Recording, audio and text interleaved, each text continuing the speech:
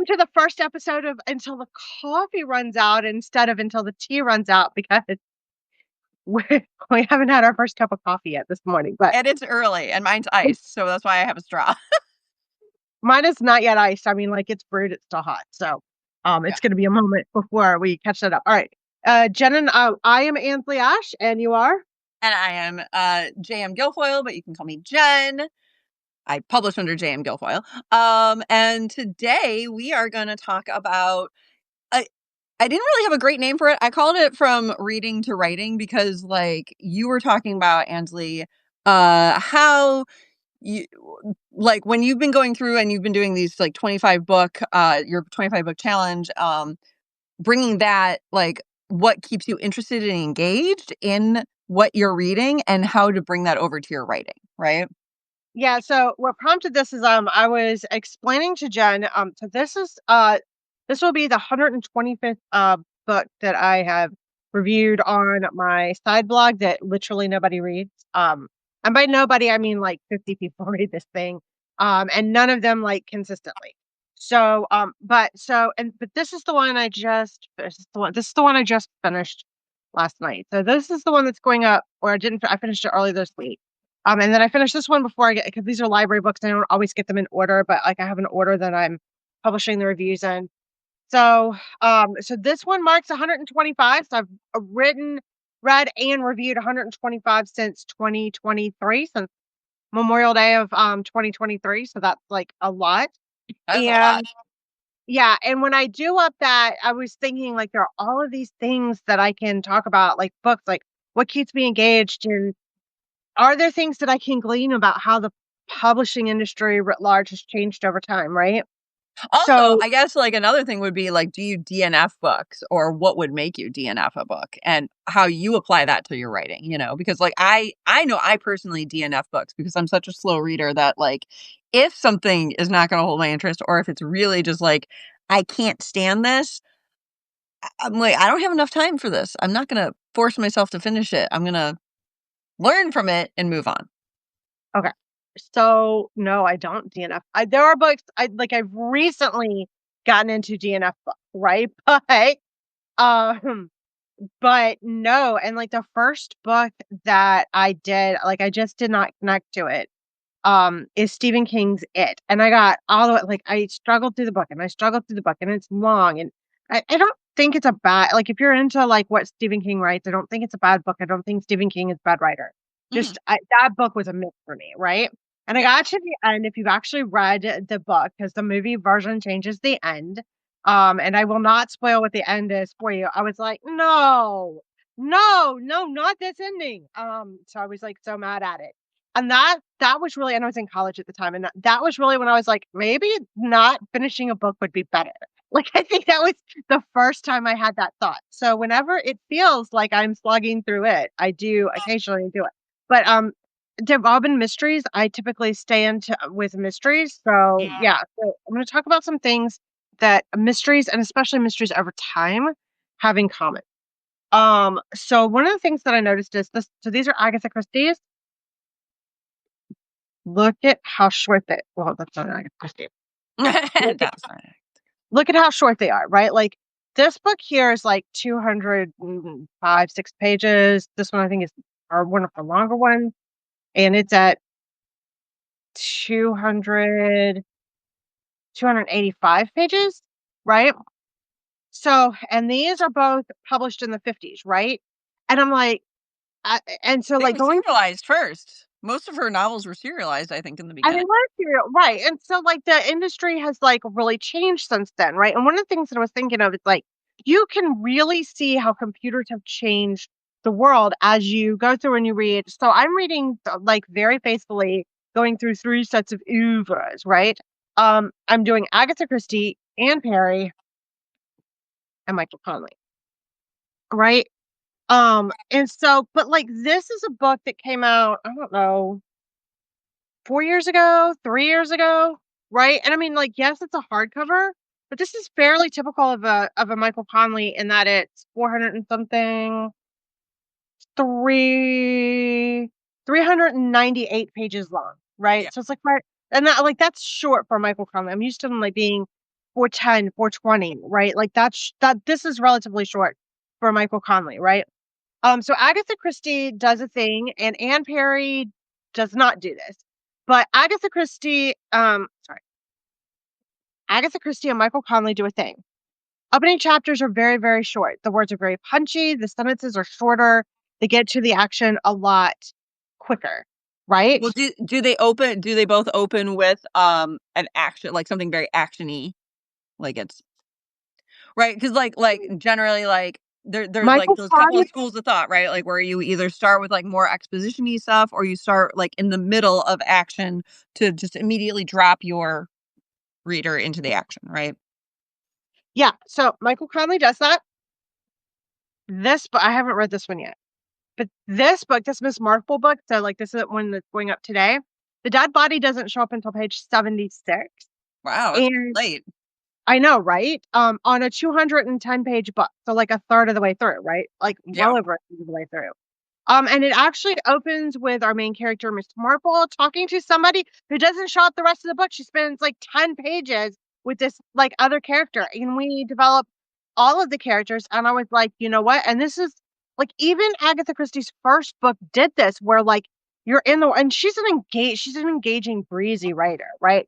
And Mhm. she gets away with this, but like she definitely introduces you to everybody. Then somebody is dead, so like then you're like, all right, yeah, now we're gonna solve a mystery in the second two-thirds of the book. And that is like one of the biggest differences that I see. So that's what Agatha Christie did. This is Anne Perry's first book, right? Notice how much it has in common with like a typical Agatha Christie. This Mhm. first book was published in 79. So you can think, oh, hey, you know what's not it done in 79? Word processors. Word processors have not made it into the publishing industry, right? This book is like, Or the homes. I well, yeah, mean, like not even uh, the industry yet. It's 287 pages, which is long for a first novel, mhm. of this ilk. It's long for a first novel, but it's still shorter. Like it's the same size as this other one than this is, and so like Yeah, but we're thinking back then, they were still probably using typewriters to type their manuscript. and Agatha Christie was like, "What do you mean I need 60,000 words?" Right? Like she wanted to write the novella length. A lot of them were serialized, and she wanted to write the novella length, and they're like, "We contracted you for a novel that means 60,000 words." And I was like, no wonder like Nana was confused because Hitchhiker's Guide to the Galaxy, which is famously like 50-ish thousand words, which is where they got the nano thing. And I was like, it's an older book. Like, yeah, novels used to be that. And I was like, I think it's not just a cultural thing. I think like I think honestly this is just corporate greed, like reaching in there, right? The longer book by a bigger author, you could charge more money for it. And if you're selling more of these, then you're gonna sell more longer books by people who sell better and take Well, fewer also, if people. she's serialized, think about it, like, there's more chapters that are in the publication that it is first serialized in that are then selling those before you go and publish the physical book when it's done. And you can tell that Agatha Christie has been serialized because her chapters are far shorter than anything. Like Anne Perry is notoriously bad. I mean, like her chapters, the book I'm reading right now, this one, Execution Dock, chapter 3, which I made it through last night, is 35 pages. Like 30, like it's a long chapter. Um, just what, like, I don't know, seven or But I've eight also thousand words. noticed, like, I mean, like, depending on the author, there are just some authors that have shorter chapters as, like, their thing, like, that's how they write. It is a little bit like and where they concentrate the action and how frequently they, change between points of view, right? So Yeah. Michael Conley and Anne Perry change point of view in their novels very frequently. They Mhm. write in third person typically. Agatha Christie writes in third person most of the time anyway, but her chapters just tend to be really, really short. But all three of them write in close third person, but Agatha Christie keeps with a very set number. So, like, if it's a Hercule Poirot novel, you're gonna see Poirot almost all the time, and then, like, occasionally, if you need information that the police are gonna have, then you'll get it from, like, the police inspector's point of view, which is what happened. It's a Miss Marple, but it's what happened in this book, right? Mhm. Anne Perry, she takes you where the action is, like, so Right. wherever the action is, you're with that person. So like that chapter 3 that's 35 pages, that, it's a couple. It's like this is around a couple, a guy who's this just drives me nuts. I don't know what it is with like why am I crooked? You're Okay. fine. You're fine. It just drives me nuts. But yeah, so Hester makes her first appearance in chapter 3 where her husband William is already like investigating the murder. And we don't know how Hester's going to tie into this or what her subplot is going to be, but we're 35 pages into her subplot and it's kind of a moment to like let the mystery breathe. And you're like, oh, we love Hester because Hester's like so um integral to the plot. So yeah. Those were just some things that I noticed, but also you can see how books are priced differently over time, right? Oh, So yeah. this book, Buckingham Palace Gardens, it's a paperback. I bought it used for like $15. Copyright on this is 2008. So I would say this is probably like a first edition paperback, so like the first printing of the paperback version, right? Um, $8, $7.99, right? I missed that, right? Like, that was, like, the mass market price. Remember those mass market books that were all, like, those shorter well, not shorter, but, like, smaller and, like, they were almost always, like, between $5.99 and what, $7.99? Well, and I talk about this growing up and back when books were everywhere and I could go to my local drugstore and like it was called Drug Emporium, right? Like it was the only one. It was like sitting there. They had this fantastic row of like books and you could get mystery and you could get thriller and you could get tons and tons of romance. I bought tons and tons of my romance reading stuff from there. When I was reading all of my smut, right? But like it was like $5, right? And when I was a teenager growing up, $20 a month was my allowance. I could go buy one book a month and be happy, right? Like I could walk to the store if I needed to. I could pick up my book and I could pick up a book that I was going to read and maybe I would read it through 2 or 3 times in that month and then go get a second book. So, yeah. So, I think $8 is not a bad price, all right? Why is for yesterday? So this is Sue Grafton's last novel. Don't remember when this came out, but she died a few years back. So 2017, right? And the difference between them, right? Mhm. Like 10 years, right? This book, $9.99. Oh, yeah, and now you go to, like, hardcovers are like, last time I was at I Barnes& and didn't Noble, bring like, everything was hardcover first, and they were minimum, like, $30. Yeah, I was gonna say I didn't bring my Michael Conley, the Detective Stowell that I picked up. It was on sale. So like they were blowing it out. They had like overstock on that one, and so I picked it up for like $6 or something like that. But the cover price on that is $30. I Yeah, don't even remember. Like I picked it up for so cheap, I don't even remember how cheap it was. But yeah. this book, which I bought used online, this is my favorite one. I keep buying this book and giving it away and buying this book and giving it away. We had that, right? And it's a used book, so, like, I had to, like, squint through there, but it says 17.99, right? And so, like, this thing is probably published in, like, I don't know, since the pandemic, so call this 2022 because it's clearly been read, right? $17, Mhm. $8, like, in a de in 15 years, like, that I mean, yeah. we know that printing prices have gone up, right? Like, the cost of paper has gone up, the cost of printing has gone up, which is wild. Um, I just had gotten that message, on Amazon, end of spring that they were raising the prices again, and so that if you had books priced under a certain amount, you should raise the price because otherwise you would get 0 royalties. So I had to, like, go in and increase the price of, I think, Darkspell because I think it was, like, at that price point where it would have gotten 0 royalties if there were copies sold. It is. It's really hard. But I think you wanted to also talk about, like, a lot of, like, when we're reading this stuff, like, what we take away from it that we can then use in our own So, writing, yeah, right? so that was the thing, right? So, like, Agatha Christie and Michael Conley, the you know, 100 years apart in time, right, in writing, 100 years. And yet shorter cha and even though his chapters are longer than hers, right? Shorter chapters, shorter sentences, and the exposition or the si and the exposition that gets put in there are in very short contained bursts, right? Mhm. And typically asked as a question that they're gonna like answer later. And And it's so kind like of the necessary details, right? Like, it's not like the Tolkien extensive 5 pages about the forest details. yeah, I know. I like yeah, yes, I love Tolkien. I mean, like I to be that lush. I mean, that it is the Lord of the Rings is a literary work of art. The Hobbit is It is, fantastic. and I have mad respect for him and all of the world building he did and the hard world building and the creating languages. I personally, A, cannot do that, and B, I do not have the mental fortitude to read 5 pages about a forest. Um, I cannot or embrace somebody for talking about a single blade of grass. I'm gonna be like I can't write that. So, okay, so Right, um, but, like, with the shorter sentences and with the shorter exposition on things, like, I and know that's then common in mystery, but, like, that's also common in YA, which is something that I tend towards because of those I don't wanna say lighter details, but, like, the necessary details.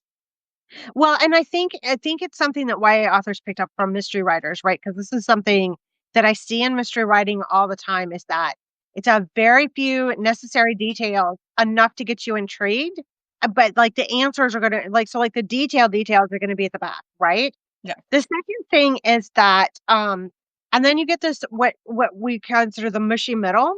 These are relatively speaking, for whatever author you're talking about, relatively long chapters, right?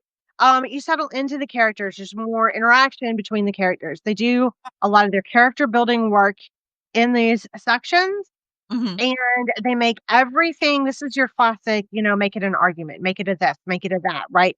Like, put the tension in there. So if you have to drop a piece of narrative detail in there, you do it in an incredibly tense way. So Yeah. in this book is classic. So the main character is a newspaper well, he's been a newspaper reporter, he's now an online reporter. Michael Connelly clearly has stuff to say about the industry because he's written 3 novels about this. And I think there's a novella. So I've read all 3 novels, but I think there's a novella in here where there's like a blow up between him and his always girlfriend in this thing because they're broken up, and he keeps talking about how he went to this thing, and like I'm like, I don't remember any of this.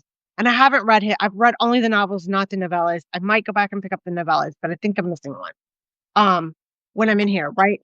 He opens this up the way this guy so the characters hunt serial killers as he's hunted 2 successfully. He ended up in the middle of one because his twin brother was shot and killed by a serial killer the first time. His brother was a cop. He's an investigative reporter. He's the one who figured it out. This is like Book Criminal Minds, sorry. It wa no, it's actually very Criminal Minds. Before Criminal Minds was Criminal Minds, it's called The Poet. And so the first book in that series is very clearly Michael Connelly was a crime reporter, and he picked his butt up, and he moved from like Miami to LA because he got on with the LA Times, and he wanted to talk about all these famous serial killers that had happened in LA, and then he said it differently. But anyway, so this guy gets sucked into a serial killer case because a woman that he had a one night stand with was murdered by a serial killer, and the cops come to ask him about, like, "Did you know her? Yes. Did you have sex with her? Yes. How many times did you have sex with her?" He's like, like, "Twice, but just the one night," like, so, like and it's so interesting, and so, like, he's clearly a suspect, like, he's after the story to clear his name, right? Mhm. And about halfway through, like, the everybody, who's reading the book, we know the character, we know Jack didn't kill him, but, like, about halfway through, they finally get him cleared, but then Jack is the one who's developed all the leads, so, like, they take that point and they pivot it and they twist it, and by this point, we know the serial killer is hunting Jack as well, so Mhm. that's this book. Yeah. Um, I don't remember this one. I'm gonna read that one in the future. But with, like, the mushy middle, like,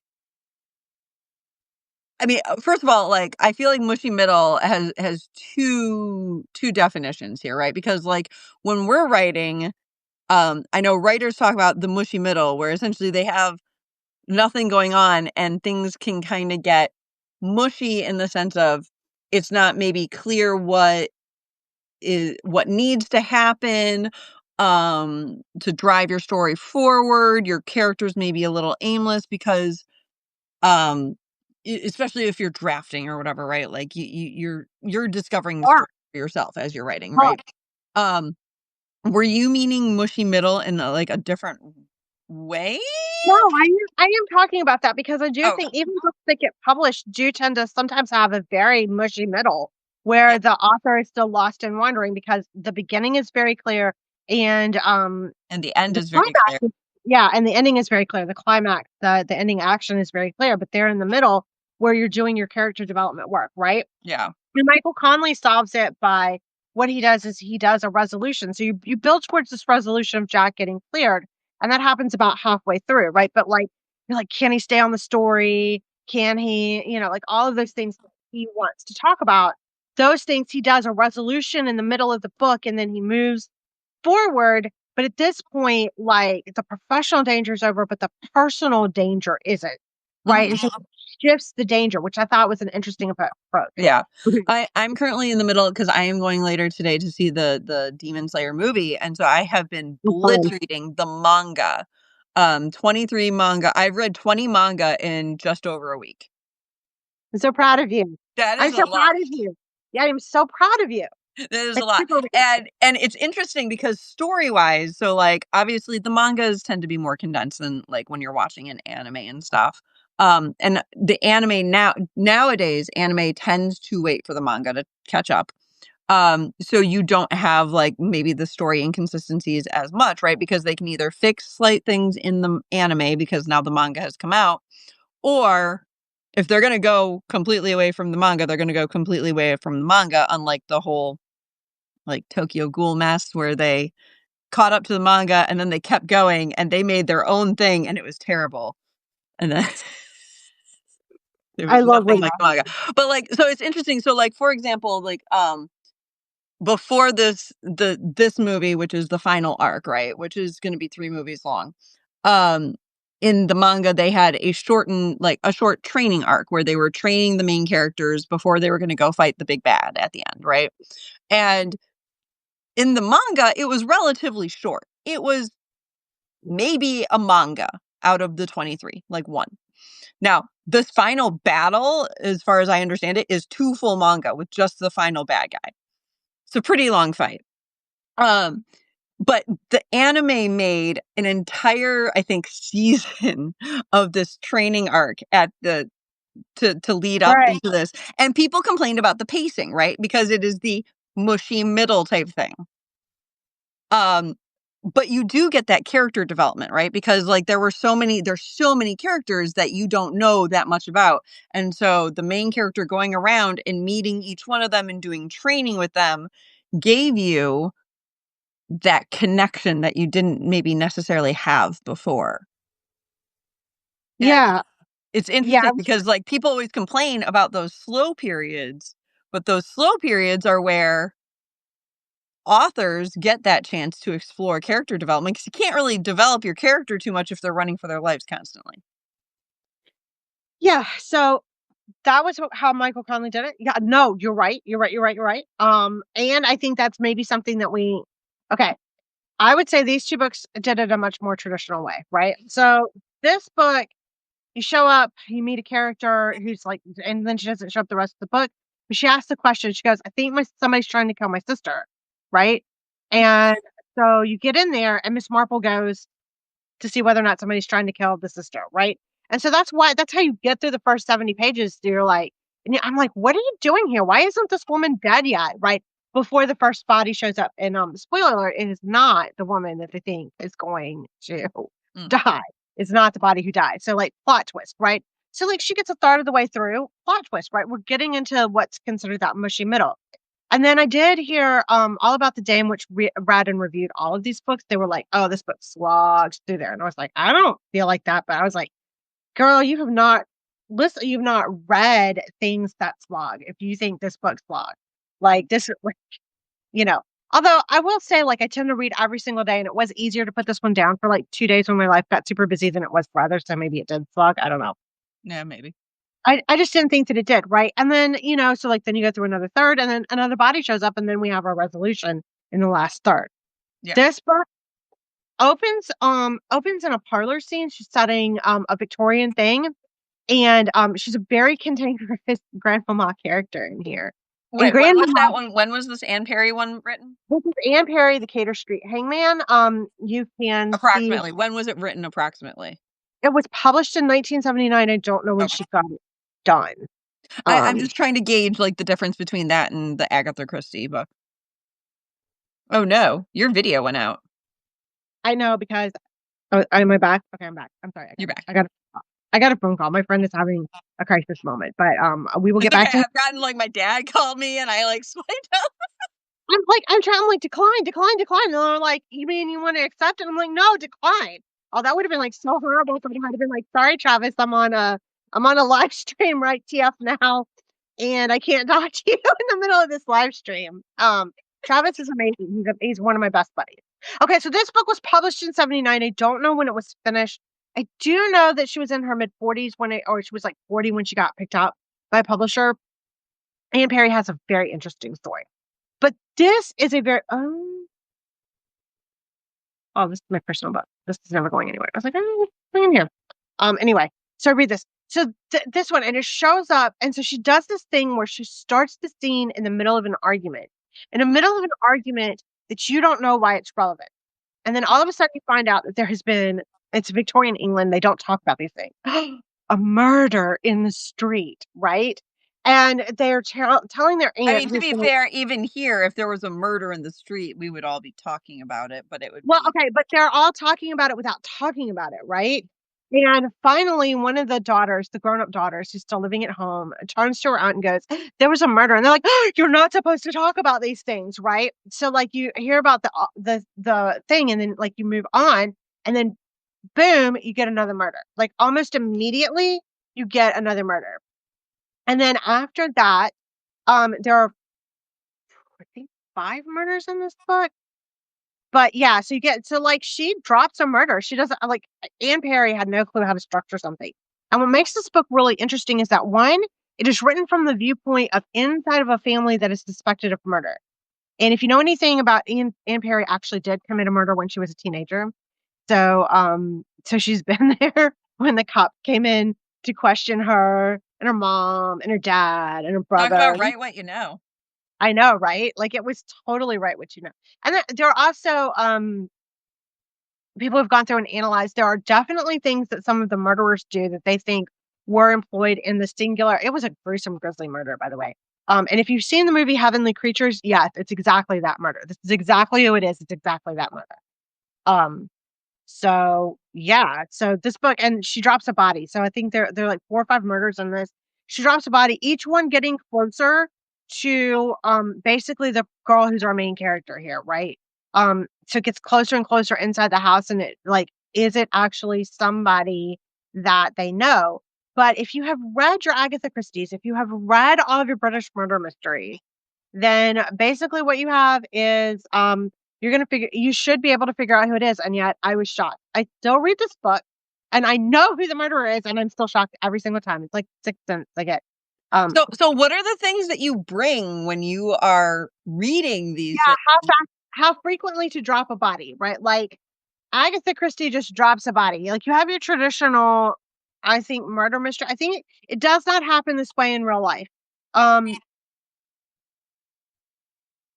Michael Connelly states being a crime reporter, he sticks much more to the facts, right? Mhm. And so as things get closer to his suspect and as evidence begins to come in, so it's a very police procedural, he's very accurate in that. As they're figuring out who it is and as they're collecting their evidence, the questions of whether or not the psychological dimension of the cop making sure that they're right goes Mhm. on there, right? Or the argument where the brass, and like the difficulties that it is, the procedure part, what makes the procedure difficult. In a Mickey Holler, it's whether or not they've actually got the right guy and whether or not Mickey can argue his way out of it. Mhm. But how frequently to drop a body, right? Agatha Christie, a third, a third, a third. A third, a third. In the beginning, Yep. if she starts in the beginning, in the beginning, a third of the way through, 2/3 of the way through, keep going. Yep. And that kind of keeps people interested. It's like, oh, we're going along, and who could it possibly be? And then you murder a suspect. And I think that's a very normal mystery book kind of a thing to do. Is like Mhm. you have a victim, and then you murder somebody that you think is that you think is a suspect, right? Because again, that person like maybe knew something or whatever. And Christie does this fantastic thing where she murders somebody in the beginning who's not the intended victim; it's a practice victim, and then she murders a suspect later, but the suspect is the intended victim all along. And you have to figure out like the first person to die, were they meant to die? Why did they die? Sometimes that person is killed off in advance before the actual murder takes place because they knew the murder was going to take place. So the murderer kills somebody to prevent them from stopping them. So I think that's interesting. The rest of these are and then later on in the Hangman series, Inspector Pitt moves on to it's political thrillers. So then it's like, are they going to catch and back in Victorian time the anarchists before they blow something up? So it's very much that ticking time bomb keeps Yeah. going through there. And then her other series that I read, this is also Victorian, but it's much earlier in the Victorian period, so the 1850s. It's more procedural, but it is really like how dark crime was in the 1850s. Anne Perry had a lot to say about it and how far people went and how like because there wasn't the same level of forensic, people lied to themselves about whether or not the person who did the murder did the murder, and there are all kinds of I mean, obfuscations. you see that today, though.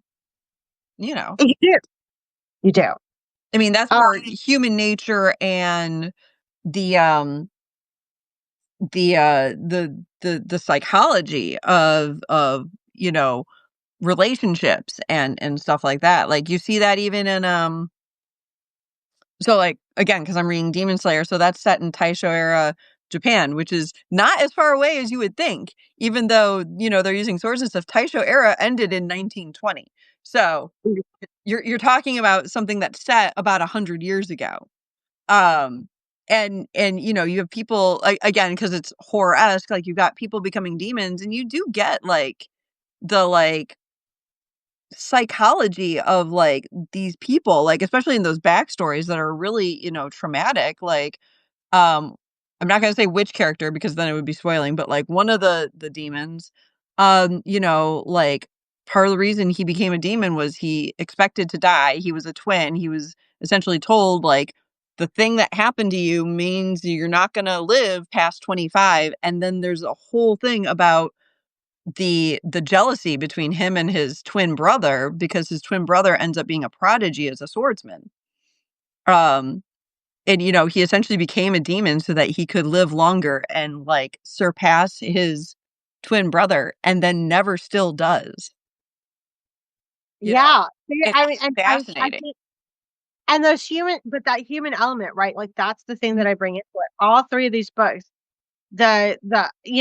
for mystery, and Agatha Christie is like famously ridiculed about how her books are plot driven and like she worries more about the mechanics than she does about but I have found that in the 40 whatever books that I have read of hers to just not be true. Like it just is not Well, well, true. well. Here's the thing. I mean, a story is either plot driven, character driven, or setting driven. I mean, it's gonna be driven by something. It is, right? I mean, and I think mystery gets this rap because it does have to fit. Like Mm, if somebody like you can't have your murder victim live, right? Like it's not a murder mystery then if your right. victim lives.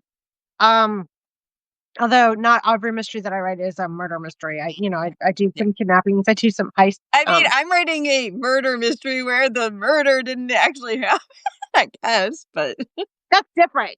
That's different because like he saw a body, right? Like so like he the did victim see a body. What happened? Why did he think he saw his dad? Sorry, anyway, y'all should go science read that. fiction, so. Go read Shutdown Syntax, okay? Like I'm you get reading on into that. chapter 9. I'm so excited. I know, I can't wait. I can't wait for you to be done so like I can go through and like really read it and just like sink I can't into it. wait to actually publish the whole thing. Sorry. Anyways, that was a total side tangent. Um, I think it's interesting. I think that you could say in general though, like mysteries and even procedurals are very plot driven, right? Because in general, like that's kind of the reason you're there is you want to figure out what happened. Like it's not character driven in the same way that like a romance is character driven, right? I But you see it in procedural TV shows where they start out very plot driven, and like let's say by like season 7, it becomes less about the plot and then more about these characters you've been following for 7 years. I mean, how many times have the main investigators gotten married? Yeah. Those Castle, half the Like cast of Criminal Minds. You know, I mean, like you follow Grissom and Sarah's like relationship and stuff, and CSI. Yeah, I totally left that one out. Yes. I love CSI. No, no, I totally. I just blanked on that one. I think Um, my father just came in, and we're still on this. we're still on the thing. That's okay. Well, my coffee is almost done. If you're like, My coffee is still going. okay, so we still have like a little bit of time. Hi, Yeah. Jen's dad. You Welcome can't to hear. He's in another room. It's fine. But I'm gonna close the door. this is so us. Like our lives are just chaotic like this. It's just like Right? But so like what things do you bring in? Like, are there specific I bring like, three things. Yeah, I bring three things into it. The first is that even though mystery has to be by definition, as we just sat here and spit, however, the characters are what draw people in. So your character needs to be as well developed as anything. Although, listen, I do not understand people who plot their freaking romances. I can't every single one of them. I I'm plot like, my romance? um, no, I guess it's just because I need to know where I'm going, right? Like I need to know what I need to write next. But well, that's about you guidepost plot yours. Like it's not like you're gonna say like in chapter 11, like I feel like you plot yours in like, oh, you know, like at that moment where like the darkest night of the soul or whatever, just before the reconciliation, you're like, oh yeah, they're gonna have a big blow up over stuff, right? And then like whatever had come up and you add the stuff in later. That's what I mean by like yeah. enhancing it. Like I don't ever know. I just don't know personally what like I Sorry. talk about dogs. It's her dogs today. Some days it's my dog. It's like fun times, guys. I just talk to her like, Mom, you've been on this live stream forever. Pay attention to me. No, it's because she heard my dad and she went to bark because I closed the door and she couldn't get out to go say hi to my dad. Yeah. Mom, you're being mean to me. Right? Stop paying attention to your live stream and pay attention to only my needs. Yeah, I think some of the things that I take But away. that character development, I think it was a good Yeah. thing for me to write romance. Because that character development, how to have those fights, I could like so like romance novels, and I quit reading them when I realized that like at the plot of every romance novel ever is like boy meets girl, boy and girl, or you know, boy meets boy, girl meets girl, right? But classically, boy meets girl, right? I don't care what you read, you know, but like a significant other meets significant other, alien meets alien, whatever, right? They meet each other. They do nothing but argue, but secretly that means they're attracted to each other. They point their brains out. They keep fighting over these things. They have this huge, big fight. They come back together like, oh no, we really love each other. We can smooth this all over. And I realized that like I stopped reading them because my oldest children are girls and I wanted them to have healthy relationships. And I was like, you know what? Maybe me worshiping at the rom-com altar, me reading the romance, whatever, like this is not I think it wasn't bolstering my relationship with my spouse, right? Because things that make a successful marriage are increasing your calm, being open and receptive, understanding that just because you have a disagreement doesn't mean you have a conflict, right? Whereas romance and stories are conflict driven. And I've said this in other places, I'm going to say it other places too. Conflict is for your novel, not for your family, right? Well, but it's interesting because when you that like that's very typical of American romances or Western romances. But I read a lot of and watch a lot of Eastern romance and slice And of those life, are very which is very different. yeah, Right? it is Because like yeah, there's conflict, but there tends to be lower amounts of conflict. Um it's usually a miscommunication type thing. And you tend to see different tropes coming up in them. And it's less about the breaking up, getting back together aspect of it, right? Like a lot of times, like some of the most popular like Eastern romances, like let's say like Horimiya, like there's very little conflict in the characters getting together. It's more about the discovery of each other, and them learning about each other, and that's where the story comes in. And but that's also a slice of life, so it's not conflict driven, but also Eastern storytelling methods, which I went through in my I did that series, remember last year, and on my Substack where I went through different like story methods, story archetypes or whatever that are around the Mhm. world. I loved it. Read it. Yeah, Loved it. it was fantastic, right? But in Western storytelling, is conflict driven. It is not that way around the world. And it's fascinating because like those types of stories, and I've talked with other authors at conferences and conventions that I've spoken at, that like they will write in like let's say various like Eastern style methods, and they don't sell well, or they didn't sell well before, but they're starting to pick up. And like you're seeing that, let's say like the cozy, quote unquote, cozy, story types like Legends and Lattes. And you're seeing people embrace those Eastern story types, but not knowing that they're embracing those Eastern story types if they're not into anime and manga. You know what I mean? Like it's Agreed. fascinating because like it's so different. Like if you read something that's from like a Western or an Eastern point of view. Yeah, and I have not read as much of it maybe as I should, but I am aware that it is coming out there. I am aware that that Eastern like there are several like really interesting like movies that I've seen that are more about that awakening, that moment of awakening, that moment of gripping. And actually, the best book that I read was written by a Korean author and translated into English called The Investigation by Jane Lee. And do you know this? Like, there's so many people with that name that like finding that guy in that book is so freaking hard because like it's the only one that was translated into English. We are all worse off because we're not reading more of his stuff. But apparently he didn't make it in America, and there's like some fantasy, Eastern fantasy guy who like does whatever. So yeah, I learned a lot about pacing, Mhm. keeping my reader engaged, how long my sentences should be. I tend to write really long sentences, but like how to hold those in there, how to get them shorter. The median length of a paragraph, like I've shortened considerably after reading Agatha Christie and Michael Conley and Perry Will Ruin You Forever. Even Gwen has said like the my writing style, I tend towards that as well, where I write like shorter paragraphs, more similar again also to like YA novels. Something that I've picked up that is very again inherent in things like anime and manga is revealing backstory in like flashbacks. So I tend towards flashbacks, which you don't tend to see as much of, I think, in Western storytelling.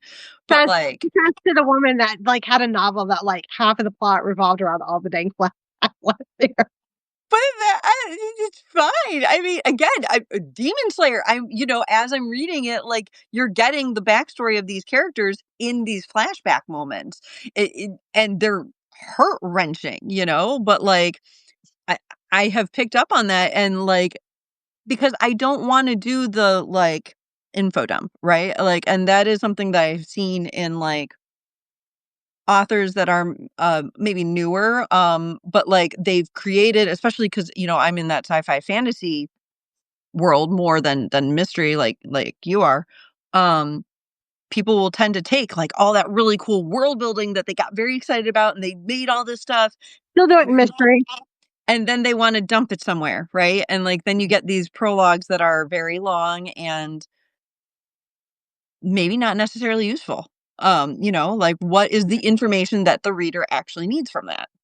Well, so like the piece that I wrote for an anthology that I'm in this year, the final piece ended up being like 2,500 word ish. The first one was nearly 5,000 words, right? Big Um, difference. That it was a Okay. huge difference, right? But it's written in first person narrative. But it goes through and it tells about how she'd fallen in love. I don't know.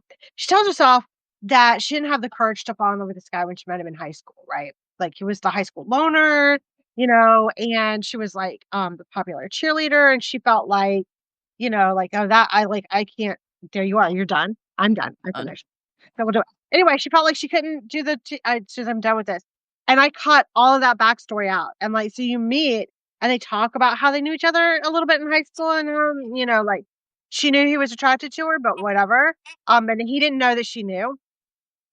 But like I do that in like 3 sentences instead Mhm. of like that entire buildup of like his character. But I needed to know who his character was. So, like I do that the first time through and then a lot of it gets taken out. I tell my friends who are writing it, especially the newbie writers, I tell them all the time. I'm like, do it anyway. Like stop listening to all of us to tell you not to do it. You need to do it. And then what you need to do is you need to figure out how to like take that stuff that you needed to know and slide it into the book. And you know what? Yeah. Here's the thing. That Or to she writes pull it out and that you don't need it, you know? right. And there's and I think like Anne Perry writes historical fiction, and that's the thing that I took from her. Is because there are things that she wants you to know. You need to know, right? This book talks about the dangers of Prince Albert died of typhoid, right? And that changed the sewage system in London. She writes this book. There's danger about like digging those tunnels, for the sewers in there. There's a lot of info dumping going on in there, but she slides it in drip by drip by drip Yeah. by drip by drip, and she gives it as part of the story arc, Well, but and she makes it that's not info dumping because info dumping would be really like having 5 pages of just talk about the sewers. You so in know, the book, whereas in you're the dripping that in. That's the way you wanna do it because that keeps your reader engaged. that's I'm that's talking about people who do pages and pages of history that you don't need. okay. So she didn't want to be a mystery writer. She was told by her stepdad to become a mystery writer. Because like I've read her fantasy work. It is nothing Was but her children. fantasy work before mystery? No, no, no, no. It only got published because like the the Oh, mystery okay. book, the mysteries got published and she got famous enough to do it. But holy cow, those books were hard to read. And, you know, it's interesting. I know that we both run out of copy. It's interesting because you and I have experienced this probably too because we've been editors on our writing group's anthology. Well, at least I did when we did Denizens of the Deep. There were a lot of people who ended up going towards the fantasy and sci-fi aspect of things because of the theme that we had, and most of them were not. I dropped my dice. Most of them were not used to writing fantasy and sci-fi. And so for people to change genres like that, which is interesting because like clearly I change genres all the time. I've written fantasy, sci-fi, romance, general fiction. Like Mystery. I go through like a lot of different things. So for me changing genres isn't super hard, but like for some people it can be so hard and then they get to that point, right? Like they write some really cool fantasy stuff and they're like, "Oh my god, I have this really great world." And then they put it And all and in. they don't know how to and they And don't then know they how to don't have a story, right? Because then they put all their history instead. yeah. I think like and honestly, Anne Perry ran into that like totally and completely over and over again. And I think what happened was this is why she worked in mystery. She had these things she wanted to talk about. And this love of history that she wanted to bring into all of her work. And having her and her having to produce a body every 5 pages or whatever. Her having to do that gave the structure so that she knew how to regulate her information in. And I think honestly, if you don't know how to do it, pick up a book or two. It doesn't have to be Anne Perry, but pick up a book or two that is historical mystery fiction, right? Where like that's a specific, genre. Because but although you can pick up a historical romance too, right? I mean, because like obviously some of those people have done tons and tons of research um into what people wore. And that does not come out as it does in Gone with the Wind. Gone with the Wind solves how do you set it in Civil War America? You have the classic scene with Scarlett getting dressed and having the argument with Mammy, right? Mhm. So, like, you see the layers of the clothes, you see what, like, Mhm. that kind of culture was like, right? In a historical romance, where do you get, how people were dressed? Yeah, when they're taking it off. Um, I mean, yeah, that's fair. Yeah. and it's a way to kind of slow down it's a way to, like, both info dump and to slow down that scene. So there are things you can pick up everywhere. All right, I'm out of coffee, you're out of coffee, I'm we're out of both coffee, you're out of coffee, we're all out of coffee. I've just got demons on the brain right now because I'm going. I've got like an hour. Hour. I have an hour until I see Demon Slayer Infinity Train Part 1. Okay, so I'm gonna I will let you write a review later. That will be out this evening. I will write a review. Yeah, so we're gonna go ahead and go now, and, we would love to tell you we'll be back in 2 weeks, but the reason why we're several days late this week is because our lives are insane. So, We're both parents, we're parents, how it works. and just normally our lives are insane, so, alright. So, we will try to be back in, like, a week A and a week and a half, half. but who knows? Stick around. See you Fingers next crossed, right? Bye.